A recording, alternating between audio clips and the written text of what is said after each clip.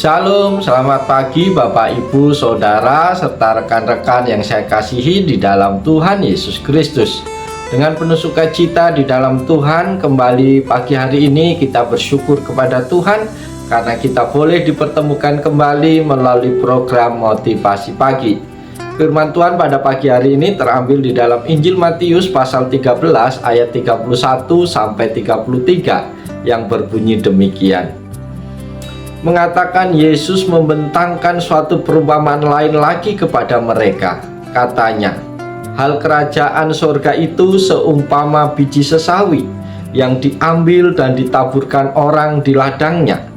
Memang biji itu yang paling kecil dari segala jenis benih.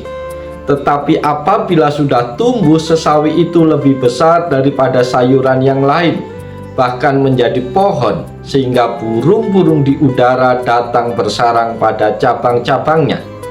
Dan ia menceritakan perumpamaan ini juga kepada mereka.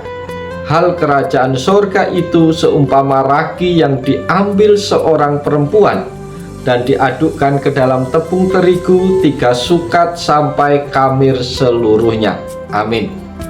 Bapak, Ibu, Saudara yang dikasihi dan yang diberkati oleh Tuhan Yesus Kristus, tema firman Tuhan pagi hari ini adalah tak nampak tapi berdampak. Saudara-saudara, menurut Bapak Ibu, kira-kira itu apa ya?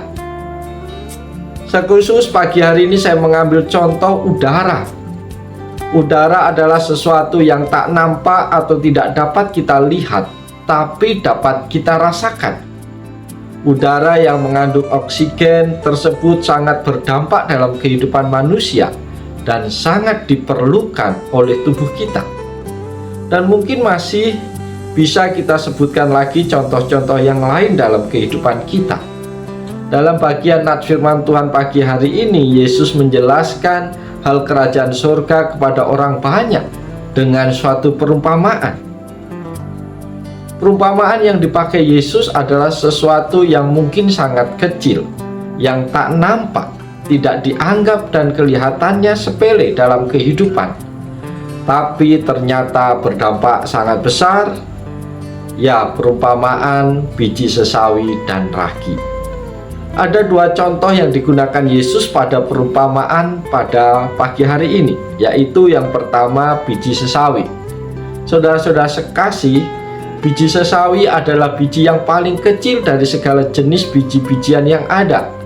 Besarnya hanya 1 mm atau seukuran kepala jarum pentul, dan beratnya 1/1000 gram.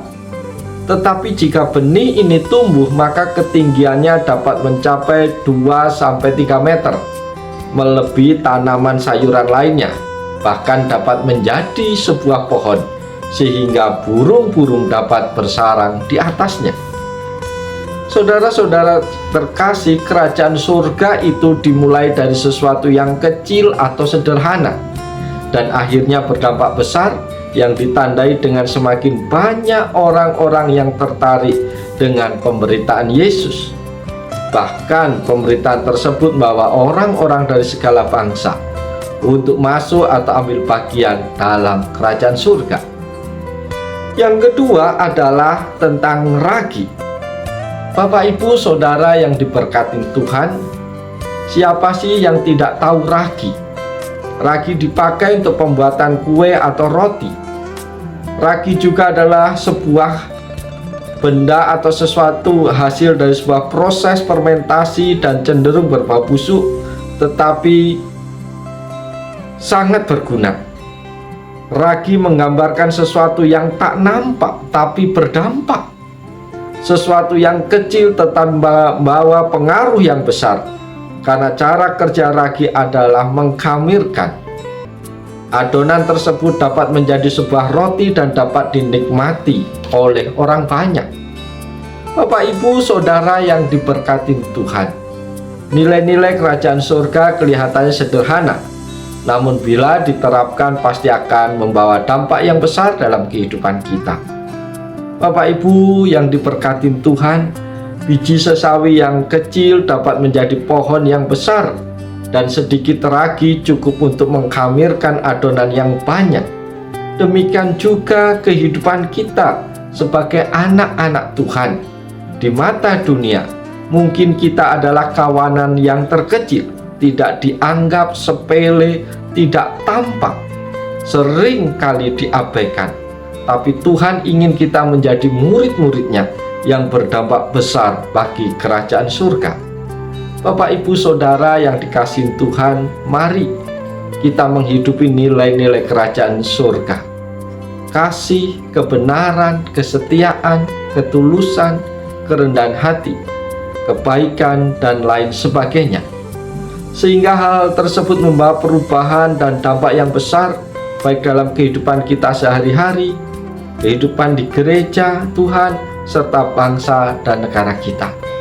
Jangan ingin menjadi orang yang selalu tampak di depan, selalu tampil, tapi biarlah kita menjadi pribadi-pribadi yang tidak tampak, tetapi memiliki dampak yang luar biasa. Oleh sebab itu, mari kita jalani seluruh hidup kita hari ini dengan sukacita, dengan semangat, lakukan segala sesuatu semaksimal mungkin, sehingga Tuhan dipermuliakan melalui kehidupan kita hari ini. Oleh sebab itu, selamat pagi, selamat berkarya, Tuhan Yesus menolong, Tuhan Yesus memberkati Bapak Ibu Saudara sepanjang hari ini. Haleluya, amin.